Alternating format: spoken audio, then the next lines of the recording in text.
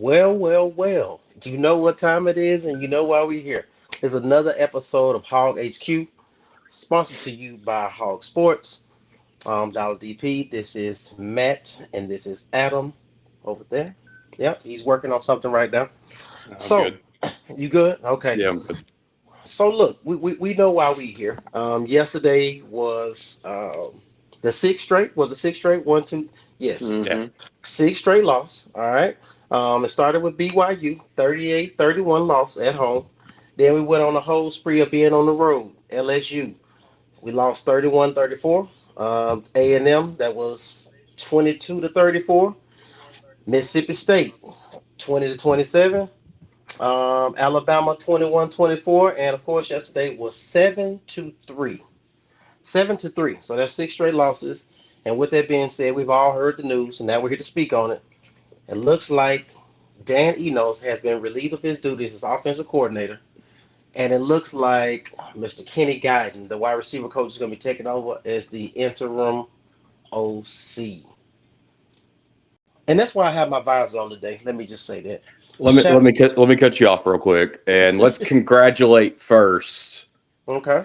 the Razorback soccer team for winning their fourth out of the last five SEC championships. Awesome, awesome, awesome, So awesome, give them awesome. props for doing their Good thing. job. Yeah, I mean the soccer is a little behind the scenes for ones who don't pay attention. But man, Mhm. they've been doing a hell of a job the last couple of years, just being in contention, playing with the top teams in the nation, always contending and going against the top fives in the country. So shout out to the Ladybacks on that great championship for 2023. The last time they won was what? 20, was it last year? No, Was it like, year year before? before Year before? last. Year before last. Yeah, yeah, yeah. But they've been doing a hell of a job, man. Like I said, I know it's not a sport that's at the forefront, doesn't bring in all the funds, but they do a hell of a job of representing. Yeah, so okay, back to it. We've heard the rumbling for, well, I mean, obviously all day today. I think we've all kind of speculated for the last 2 to 3 weeks that Mhm. something was on the horizon. So it's finally here, and Enos was the first casualty. Who knows if it'll be more? You you see how you see how he did that? It's tough to say, I think, all around on what's going to happen next. Yeah, I yeah, think Yeah. right now, if anything, the focus would be okay, we've got a bye week, so let's get whatever change it. What they can't go over and overhaul everything. correct. So, having Guyton, I think you're going to see more of the one read RPOs that we saw previously. Yeah. If I had So the, but who knows? no, I think you got a great point there. As you say, I know looking at some of the comments we've all been looking at, the fans want to hold overall in the middle of the season, and that's not fair to the players that's currently on the depth chart, right? That's not fair to anyone who is currently committed to the Razorbacks, and that's not fair to anybody overall who's done a decent to above average job in their particular role on the team. I think we all know. Well, I'm just going ahead and say it. I'll say it. We got somebody join us. He's on. Okay, good. We'll Yep. introduce him in a second. But I think we're all at the point where we understand that hey, the offensive line has been a big issue the whole time, and everybody's looking to see what the next move is going to be if it's going to be Coach Kennedy. But overall, I think they have to pump their brakes. The bye week couldn't come at a better time, so then to make some decisions and figure out what's going to be the overall path to straighten out this team and what's going to happen in the future. Welcome in Razorback Zach Kerr, everybody. What's up, Zach? What's going on, What fellas? up, Zach? So we're just touching on opinions of Enos being let go and Guyton coming in. What are your thoughts on what to expect for let's say the next game this week with the bye week? Well, I tell you what, I've never been on the Dan Enos train. I've never have. I was a big opposition of it. But with Kenny Guyton, I mean, I would almost say that you're gonna have him play into KJ's strengths like it should have been from the get go. Correct. I think Mm-hmm. I think the offensive line coach needs to go at the end of the season because he can't. I mean, it looked bad if you fire both of them at the same time. But I think he's going to play more into KJ's strengths. But at this point, is it really? I mean, is there a season left to be saved, or is it just putting a Band-Aid over a bullet hole at this point? Zach, I got a question for you. So it's interesting that you said that some of us had a conversation before, and it's like for KJ to come back for another season to try to ride off into the sunset, break the records, and try to have a great season. It's amazing to me that Coach Enos and Coach Pittman come together and say, let's cater to his strengths in his last year, as opposed to saying, let's bring in a whole new offense and make the whole system go around the offense as opposed to pertaining to your main piece, which is your quarterback. Well, when you okay, so everybody keeps saying, well, look at what he did with Brandon Allen when he was here in 15.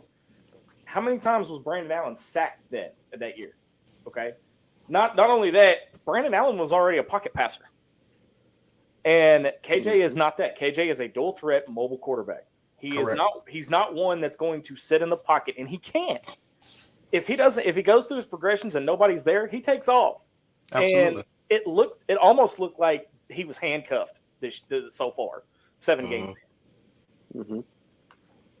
Well, and that's been one of my, I don't know if I'd say complaints or observations coming in, was that Dan Enos didn't cater to KJ. Rather than Enos, doing what KJ has done for the past X amount of years versus coming in and making this guy that you're potentially going to have just for one season completely change everything that he's done was ridiculous in my eyes. But I'm not a coach. I don't get paid to make those decisions. But it just seemed too far-fetched. Like I get the getting KJ NFL ready, whatever they wanted to say, but at the same time, you made him completely do a 180 compared to where he's been. I think the first 7 games hurt his draft stock, honestly. Well, he fell before the last game or the game before, he had fallen to 14th. I don't remember what he was at before, but there were 14 quarterbacks taken last year in the NFL draft, and that was the most ever taken. So the way I looked at it was you'd have to have roughly 20 quarterbacks for him to even think about, or 20 quarterbacks taken for him to even think about getting drafted after this season. I don't see it happening. But Adam, me and you had a conversation previously saying it really didn't matter if he left last year or came back. He's very close in draft stock either way. Mm-hmm. I mean, we both looked at it like it's a potential 5th round, free agent type of quarterback in the pro style scheme and the next level. So, but I definitely think it hurt the stock for sure. Matt, you got anything? Yeah, his whole life he's been running, this RPO and doing all this stuff, and then his last year essentially he gets turned into a pro style quarterback, and it's not him. It's just a complete change of mind frame, and it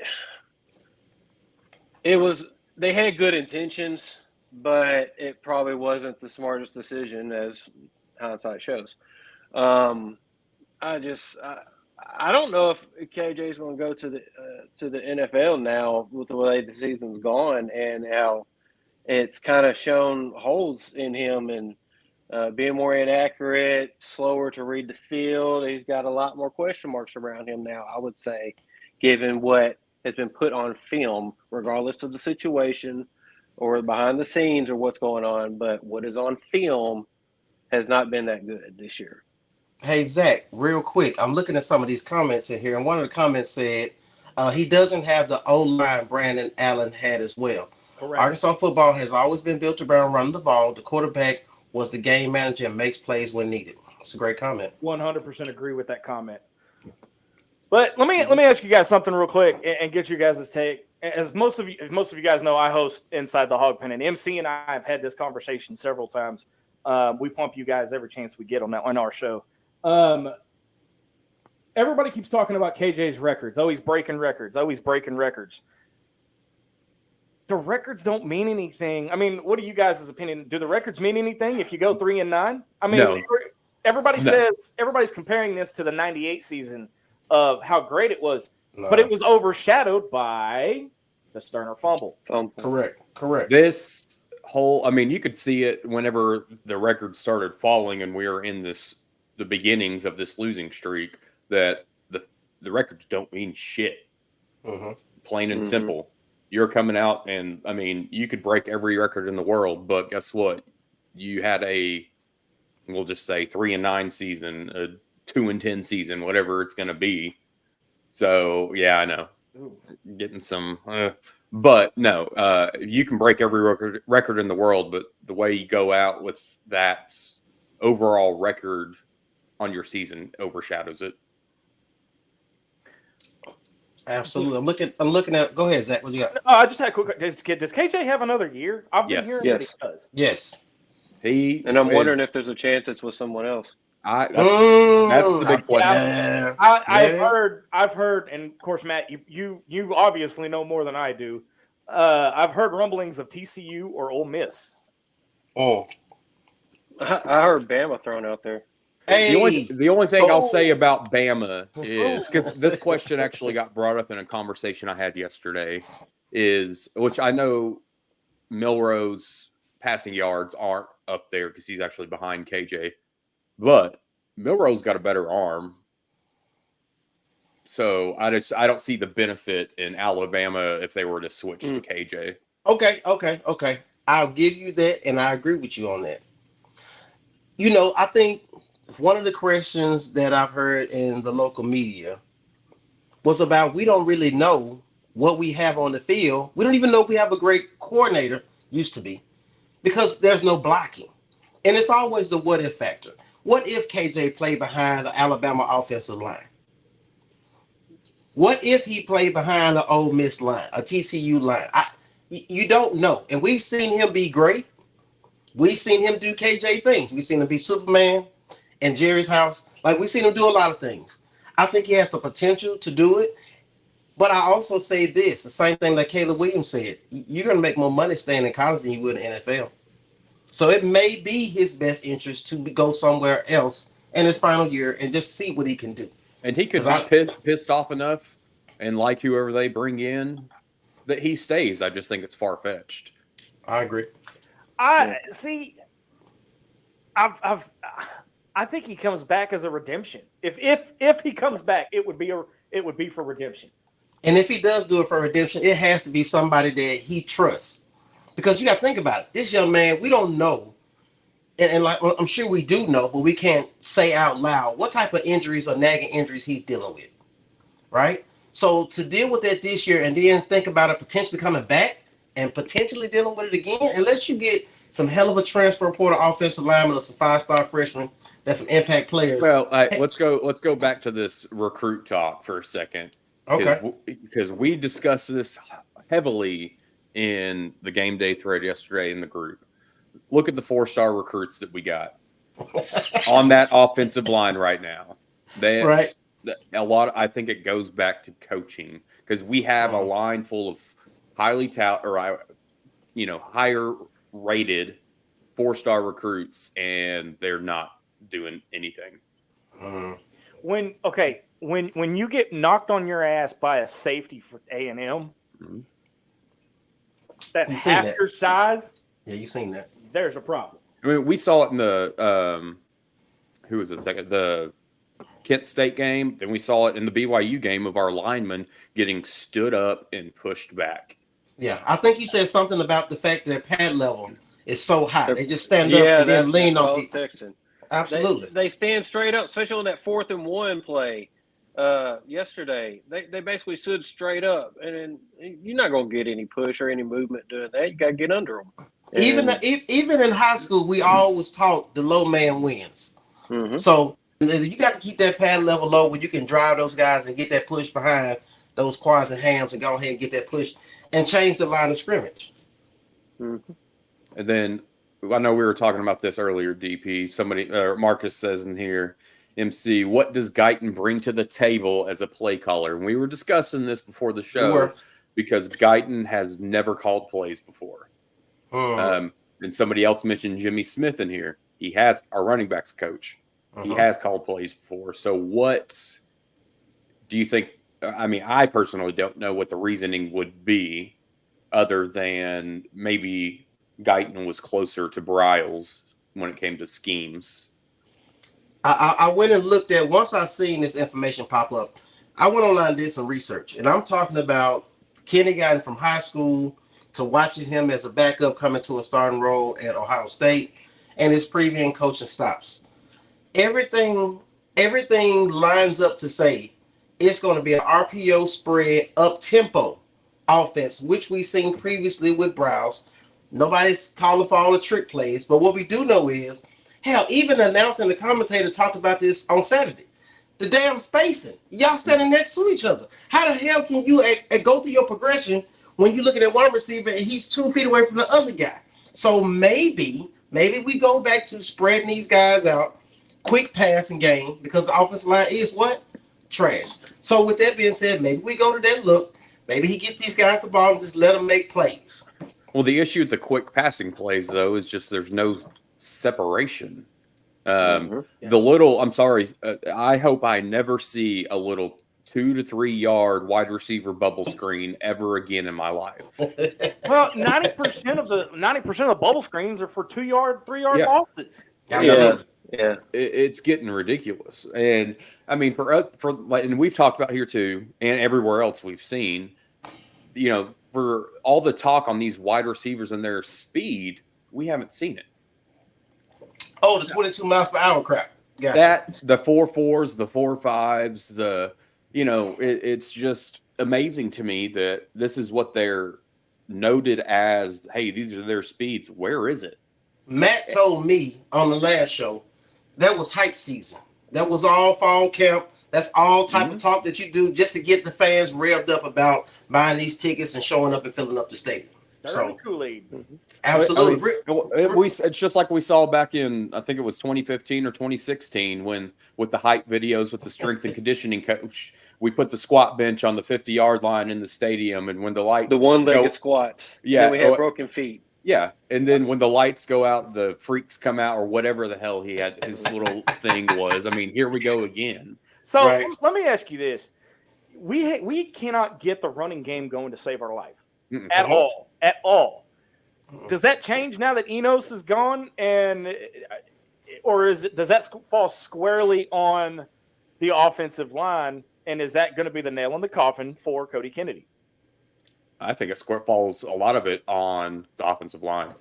Agreed. Because the little bursts or little peaks of brilliance that we have seen, a lot of it have been our running backs, Dubinion in particular, creating something out of nothing. Whether he's reversing field, he finds some tight little squeak that he can fit through, but it has not been the help of our offensive line at all. Real quick, I seen a question here. If he does, meaning KJ comes back, does Singleton stay? Let me ask that real quick, Mr. Derek. It doesn't matter. And I'm going to tell you why it doesn't matter. It doesn't matter because you already have Criswell ready to play. So unless this man picks up whoever offense it is and takes over those reins to run to the second spot, it really doesn't matter, in my opinion. That's just my opinion. I feel like Criswell is already there. And at that point, if you have another person coming in and calling plays, they both on the same level playing ground. So you never know. You never know. And I would feel like if that's the case, you basically put a running back and quarterback at that point. Hey, DP, there's a question over here. I can't see names. I'm sorry. It says, now that Enos is gone, will Rocket get well and play? Here's my issue. What is it? And, of course, Matt, you and I have talked extensively about this. What exactly is his injury? Do we know? I don't know if I should say it or not. We'll talk about that off. We can talk about that off. I mean, if you know, you know. It's what it's been. It's just that there were worse issues with it than what were put out there. Then he shouldn't have put on all that weight because this came after he put on the weight. But that's what I'm saying. That's what he said. It exacerbated the injury. Mm-hmm. Correct. Yeah. Real quick, before we keep on going, I'd like to say tonight's episode is brought to you by Hennessy White. You're just trying to get sponsors out here, aren't you? Hey, look at the can in your hand, my man. Coke Coca-Cola. Zero. There you go. There you go. Hey, cheers to Coach Enos. We appreciate what you did, what you didn't do. You possibly opened some doors for something that we all been waiting for and don't know it yet. I mean, Who knows what's gonna come next? well, and the thing is too, I think that it's like we obviously wish it had worked out. It's Right. like, we're not trying to be these Debbie Downers, pessimistic. Like, we all wish that this had been successful, worked out, made everything great, but it didn't. So this is where we are. But it just feels like and then we start looking at next coordinator, whatever happens after the season, whoever's brought in. I wish people would get this through their head. Stop trying to bring back former coaches. You mean Petrino's not coming back? And Don't stop trying to bring in former players too. Houston Nutt is not coming back. Traylon Burks is not going to suit up like he was this. What Hey, you mean? Hey, we had McFadden coach? What? we had Burks and Mike Woods on sideline yesterday, so they should have suited up. Mike Woods is an Oklahoma Sooner. No. Hey, you know what? Mm, As of yesterday, I would not have cared if he could have put up 50 yards and a touchdown. Then so be. But then let's go back to that too. Yesterday, how obviously we can tell now hindsight is what it is, but kicking the field goal on that first drive versus being able to get into the end zone, you thought you would have other chances throughout the game, and we didn't. High snap, bad throw by KJ. I don't care. You can say what you say. That was a bad throw by KJ. And we didn't get another chance. So you're reading comments, aren't you? I am reading. It's a lot of comments, and I want to get to I'm a man of the people. I want the people to be heard, my man. But go ahead. I'll chime in. I mean, it's just you wouldn't think that early on that was going to be your only shot, and that was your only shot. Well, but go ahead. Go ahead, DP. I just feel like some people always say, take the freaking points, man. Take the points, bro. Like if you get that close, you realize it. I totally get that. I get that, but it's just like who would have thought that was our only shot at scoring? Well, but in the red zone, being in the red zone, that's been our Achilles heel all season long, is not being able to convert once we get in the red zone. Wait a minute, Zach. Zach, hold on. You made a great point about the end zone conversion. I said this yesterday in the comments in the game thread. Do y'all know we got a 6'7" receiver? Yeah. Mm-hmm. Have you ever seen us throw a fucking high point ball, a 50-50 ball, and give this guy a chance in the red zone? And I'm talking, I know the offensive line is what it is, but when you in the red zone, it's snap, throw, because you run out of real estate. I haven't seen it yet. The dude is 6'7". He's a waste of height. Satania's a waste of speed. It's just bad on the evaluation period. Evaluation has been trashed the last 2 years. Do you know we found our starting cornerback like in week 8 with McAdoo? Like it's ridiculous. So somewhere along the line, this evaluation period is not adding up, or it's too much loyalty to players who keep coming back. One of the two. Either way, it's not working. Well, we've already seen the D2 receivers just don't have it as much as we thought. Can't get the separation. Nope. Yeah, but at the same time, it's hard. It's hard to get even a pass off, even a deep pass at that, when you're on your ass, or you don't have time to set your feet and go through your progressions at that. Mm-hmm. Yeah. Well, that's one thing too. They were supposed to pick up blocks that weren't. Mm-hmm. They were missing. Yeah, our back. I mean, and that was the thing too. I mean, everything has been blown up after. I mean, the Haas injury. Luckily, we found Ty Washington. Well, I say found. He had been on the team, but he showed up, showed out. Gums proved that he can't block a tight end. Nope. None of them can really block a tight end, except I mean it. But none of our running backs can block. You know what? Mm-hmm. I've seen. It was some. KJ almost got his head tore off the other day, and somebody picked out somebody coming off the edge and peeled his cap back blue. Peeled his muffin cap back blue. Kevin Hart said. But on a consistent basis, no. Rocky was your best pass protection guy. And even he had issues with it last year and initially in the beginning of the season. So nobody is like, I wish we would have Dominic Johnson for more pass blocking, to be honest with you. Because he can't run. I don't know. What the injury, he's not 100% the same way that Rocky wasn't. He's not 100%.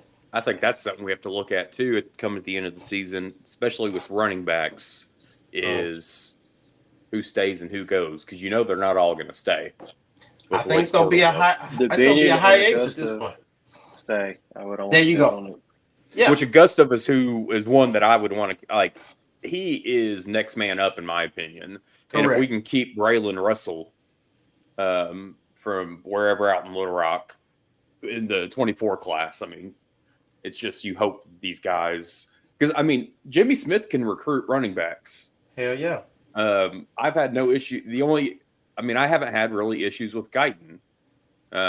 It's just obviously what Enos, but it's hard because we got Crutchfield coming in and Braylon Russell, and you don't want these next round of guys to just start dipping and hope. I mean, maybe that's why they just went ahead and bit the bullet with Enos to try to salvage whatever they could.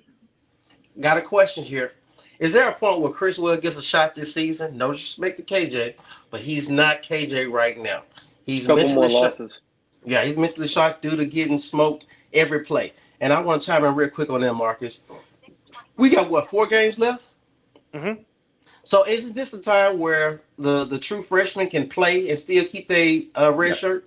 4 games, or if they play 4 games, they lose it, or they can play in 4 games. Yeah, at this point, fuck it. What we waiting on? Like, play everybody. Anybody on the roster, they got a chance to make some noise. Play them. And I feel like at some point, you want to rest him. We talked about this on the last time we had a show. I said if Samuel Pittman, and that's what I called him, Samuel, if he cared anything about Rocket Sanders, he would put him on the bench. He must have been listening. Maybe Hog HQ was getting out there. I don't know. But he listened, and maybe it's time at some point we look at, hey, let KJ go out on his own merit, and let's not end his season on the injury, and let's see what you really have in Chris Will going next year. I'll be honest. If you lose at Florida and you turn around and lose to Auburn, I think you see Chris Will the last 2 games. Agreed. I would agree. Agreed. And if we lose to FIU, get rid of everybody. Yeah. Yeah. We lose to FIU, shut it down. Yeah. And I'm going to be honest with you, the FIU thing, like, I know we're joking at the same time, like, if you don't score 50, 60 points against FIU, that's going to be a problem for me, to be honest with you. Like, I don't know if people don't remember, because, of course, everything is what have you done for me lately. But when we transition, I keep bringing this up every other show. When we transition from Chad Morris, everybody was like, dude, we hurt. Like, we feel like we're a better program. Sam Pittman was the best option at that time that we needed. Mm-hmm. He hasn't transitioned as well as we thought he would do. He brought in all his drinking buddies and his fishing buddies, and he fired all of them because they couldn't recruit. He ended up getting some guys who were great at their job and ended up putting them on the job and seeing some better results. With that being said, I don't know. I really don't know what this looks like going forward, because I know you can't do a whole overhaul. 100-year check is smarter than that to just trash everything and start from scratch. Because we all know it takes 3 to 5 years to build a program back up. So I don't know where that really goes going forward. But I let go of the Sam Pittman rope yesterday. I had to do it. That was my whole point of saying it. I was, people like, you're a homework, man. You just really don't understand. I let go of the rope yesterday. I'm done. Well, here's the thing about that, and I had to let go too, because the guy stood in front of the press after the game and went, I didn't know what I was doing. I didn't know what I was doing. You don't openly admit that. Or some, things of that nature. I mean, he just was I'm being honest with you. That's what he said. I mean, the player of the game obviously was Max Fletcher. Which I want to go back to, and I keep going back to this every chance I get, but all the people talking about how terrible of a punter we had because of 2 punts in the A&M game. This man is blowing out of the water the punt average of any punter that has come through Arkansas. Mm-hmm. He'll probably be second team. And if it hadn't been for that 20 to 30-yard return on his 69-yard punt, his average probably would have been up there even higher. All right. Quick question. We're looking at it. FIU is a good team. Don't downplay them. Sir, ma'am, because it says Facebook user. I watched them play. Who the hell they played the other day? And I told you I was watching their game the other night. They trash. But shit, we trash too. So it may come down. It may be 10-7. Who freaking knows? But another question that I seen. Put that juju on us. Hey, but another question I seen was, who would you want to be the next OC? Let's just play the what if factor. I think there's too much into that. We'll skip it. No, it's Yeah. just. I mean, it's hard. I mean, It's we it can is all it is hard. We we don't can all know. come up with a wish list, but Hmm. I saw yesterday with continuing on with the Fire Pittman stuff. Even people are throwing out these lists of people, and it's like, let's be realistic here. Why would this person leave what they're doing to come here? I just don't get some of it. So I've looked at more of the head coaches more than I've looked at the offensive coordinator, because I mean, obviously it's just now hitting today, but I mean, I see this one right here, Ryan Grubb. Adam, you touched on a good point. Here's the thing: is if Sam Pittman said a few years ago that his phone was blowing up about coaches wanted to come here. Right. Where's that list now? If there was so many coaches here, he ought to be able to put his hand in the hat, pull a name out, pick up the phone, and get them here. If it's such a want to be here job, He doesn't know. I don't know what I'm doing. exactly. And the week before he was like, we got we got whooped. We got whooped. That's what he told us. Let's think about this too. Is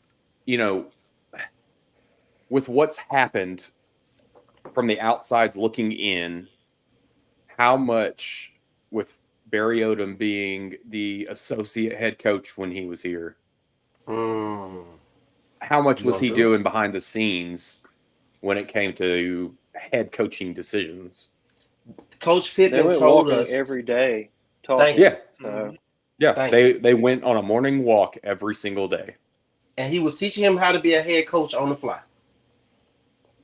I mean, you can call for that man's head because of what the defense looked like, and you can call for Brown's head because of all the trick plays on 4th and 1 or whatever.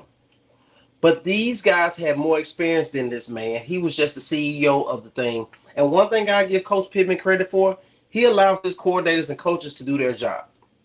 So in that regard, when it comes to Kenny Guyton, I'm sure he's going to let him run the system the way he wants to. He let Enos run the shit in the ground. And he saw it failing every week, hoping that it would get better. But definitely Odom and Browse being who they were, especially Odom with the experience, he definitely taught him how to be a head coach on the fly. And he was still picking up as he went week to week. Go ahead, Zach.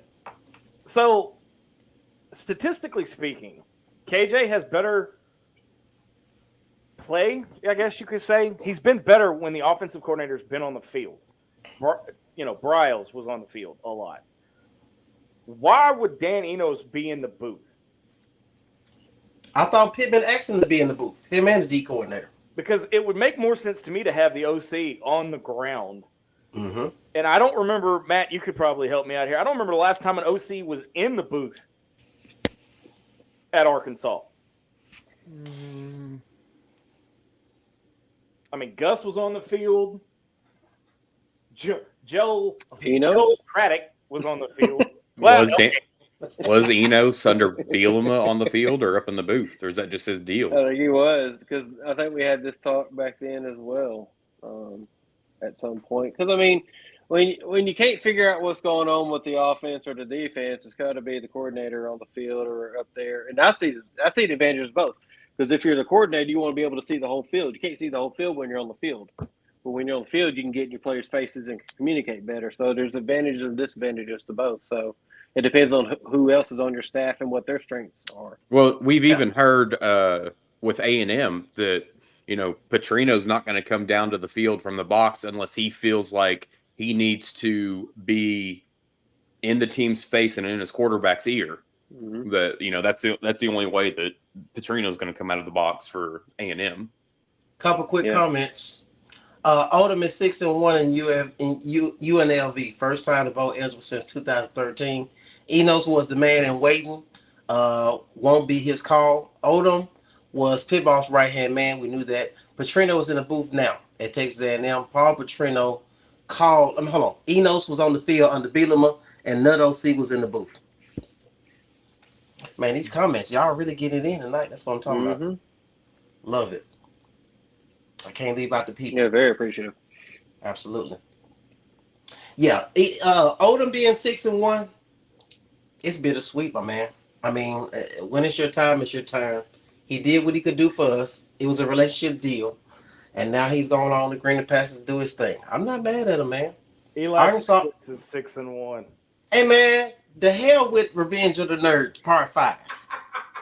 That some bit, I don't like him.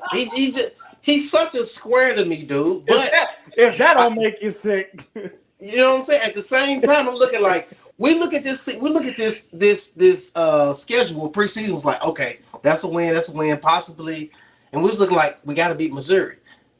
I don't know, but who knows after the bye week what this team really looks like? Maybe they have a rejuvenated confidence. You Who you'll see knows? it. I'm hoping so. Yeah, I'm hoping so. They gave up on Enos. They gave up on Yeah. him, and you could see it, especially yesterday. Hmm. And so I think Pittman thought he could get a little more out of him, and Oh he yeah, I couldn't. still got my notes. I still have my 8-4 with all my predictions right here. Okay. Just know next week if we do a live next week, we need to go through. Remember those first questions from the first show because at this point it's halftime. I want to see what those questions look like. Oh, We asked a series of questions. we have to have a show next week because Arkansas Purdue. and Purdue. it's on Purdue. Speaking, Oh, yeah, the I mean, basketball joint. if we want to switch gears, I mean, I got some thoughts on. Let's do it. Fuck it. Okay, Fuck basketball it. time. We've said what all we can say. First off, because me and DP talked about this several times yesterday morning, actually, Yeah. Yeah. before everything. What I saw in the game, Hmm. Joseph Pinion can still not play defense. Tell them again. No. Tell them again. Because they don't want to hear that shit. They be like, Pinion what? Why come is the white guy doesn't play? he is Must still only likes the black guys. Tell him. he's a liability on defense. He was getting bodied by smaller guards from UT Tyler. After seeing Bayfall play, which granted, first game, I get it. First game, exhibition game, it don't matter, whatever. But I was not as high up on Bayfall in high school as a lot of people were. They were just like, oh, 4-star, almost 5-star. You know, I saw the guy play twice, and he was all right when with against, we'll say Northside, which, that's my alma mater, so it's one of those, it's hard to say, but he did all right. But then when he was like at the Nike Hoop Summit, he disappeared. Playing against that elite talent, he did not show up to any of those games. The McDonald, I think, wasn't he in the McDonald's All-American game? He did nothing. Right. So he's got to find himself, however it may be. Leighton Blocker is as quick on defense for a guard as I have ever seen in God knows how long. Right. That guy is quick. Is he Kareem Reed type quickness? I don't want to compare him yet, being that Yeah. young. Okay. But I got you. being able for him to like sit behind Devo, I think, to learn how to basically be a leader, if you will, put his heart on the floor. And I mean, offensively, he's got it. I just think it's going to take time to learn. I mean, when you start getting against, Purdue's going to be a big game. Duke's going to be a game. SEC play. Leighton Blocker's going to have to find himself offensively, but that kid can. He is on it. When it comes to defense. Matt, what you see? Well, I didn't watch the game that much, but Boo! saw a couple of clips. Boo! But the guy we were picking a couple guys last time, and I said Davenport was the one I was looking forward to, Yeah. and he's seeming like he might be the shooter that we've been really needing. From what I'm thinking, and Bayfall, I would kind of equate him to like a Moses Kingsley. I put more athletic, but very raw. Going to get more defensive and rebound at him, and maybe a putback or two or something like that for the first year or so, and then you hopefully to start evolving the offensive side of it. That's the way I would look at Bayfall. That's a great comparison. I like that. What you guys at? I'm gonna be honest with you guys. My bread and butter is football. So if you want hoops talk, the guy you want to talk to on my staff is Marcus Carlton. Y'all want to bring MC on? Okay, gotcha. So let me throw in my 2 cents. Like I said, me and Adam, I call Adam Saturday morning, early Saturday morning. We just kind of chopped it about what we saw in the game. Now, kind of similar to Matt. Hell, I didn't watch the whole game. I watched when Pinto went live and watched the stream, and I watched the highlights. And from that assessment alone, I know it's one game, right? What I saw was this: they bought into what Muss is selling early, in regards to passing the ball on every possession. We finally have some shooters. L. Ellis is that guy from a point guard perspective. I like the fact that he can head fake, take it to the rack, get fouled. I would like to see what it looks like from a free throw percentage point because we know we win and lose by free throws. So I like the fact he's aggressive to the rack. I also like the fact that L. Ellis was able to do mid-range jumper as well as take it to the rack and get fouled. That was interesting to see. We haven't seen a mid-range jumper for the most part since Jalen Williams. Jalen Williams was a big who could get the mid-range jumper. We've watched one of the twins do this shit last year where he just stood there and then was like, "Oh shit, it's wide open. Let me pass it." It's like shoot the motherfucking ball, man. So it was interesting to see what was going on, but I feel like Trevor Brazile has to find himself. He has to get his legs up under himself. But I did like the fact Trevor Brazile was present, doing his thing. I hope that Debo gets more playing time. Once again, his defensive tenacity is always on par, and I love what he brings to the table and brings to the team as far as defense presence is concerned. I like Davenport. Davenport pulled up damn near from the logo. I was like, okay, we got. So as me and Adam was saying the other day, he got that green light already from us. Like that no take green light. Like, hey, if you open, shoot that bitch. Like we ain't even tripping on it. We'll get the board, but go ahead and shoot it and get comfortable. So I do like the fact that we have different guys that can shoot, that have some range, that have some versatility.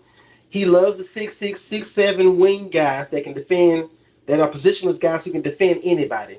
So I definitely like that part, and I like our guard play this year. I did like what Blocker had to show in one game, with the fact of him being quick to the hoop, and quick mentally as far as making a decision on what he wants to do. So I'm not saying we're going to go undefeated. I made a silly post in that other day. It was straight sarcasm. Who wants to jump on the five muscle men bandwagon now, or y'all gonna wait? And of course, it was this one a-hole who was like, "Dude, what do you mean? He's yeah, shut your ass up. Let me tell you something. Let me tell you something. This is going to happen. We're not going undefeated. Get that shit out of your head. We're going to play a team that is lesser talented than us, and we're going to lose. And it's going to be okay because guess what? Basketball is a marathon. It is not a sprint. It is okay. And I understand everybody being upset, but it's like you act like when it happens, somebody's not going to come out their mouth and say, "Dude, it's your fire bus." And that's the most dumbest shit you ever heard from a Razorback fan in this regard for what he's brought to the table in regards to recruiting and top Sweet 16 and Elite 8 finishes. It's just crazy to me. And no matter what happens this Saturday, okay, well, I'm not gonna say it. If whatever Purdue is the number 3 team in the country for a reason. They've got size, they've got depth, so experience. If we win this weekend, great. We're gonna keep talking about it. If we lose this weekend, we ain't gonna talk about it anymore. Fire Muss, man. If it loses, fire him, man. I go back to the Texas game last year. It's an exhibition game. It doesn't matter. Yeah. So, we lost that one by like 30. 30, yeah. Dude, yeah. I told you, man, it could be a charity event. It could be for cancer awareness.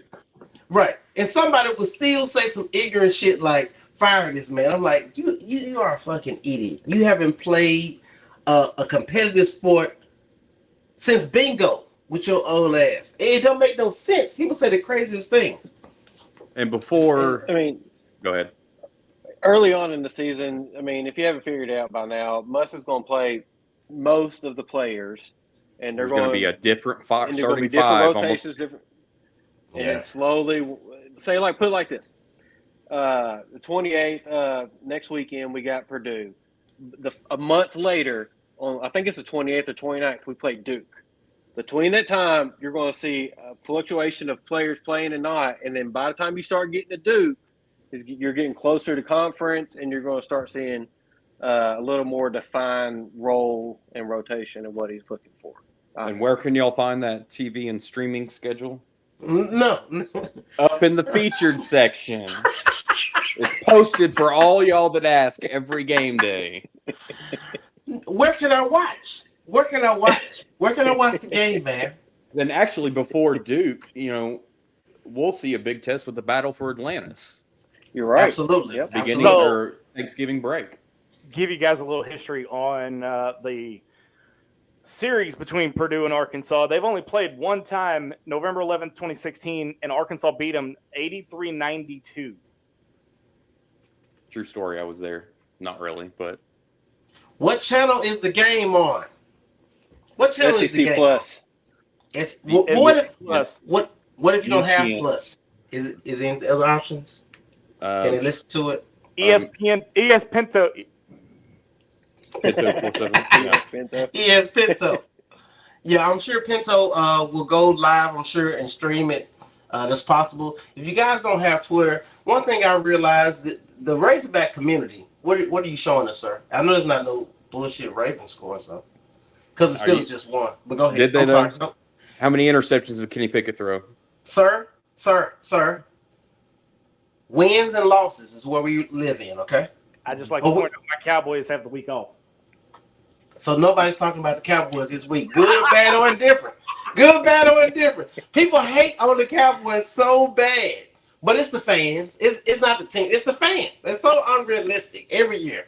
We're going to the Chili Bowl. Hey, let's talk about unrealistic. The people talking about going 11-1 or 10-2. I'm gonna see my way out. Yeah.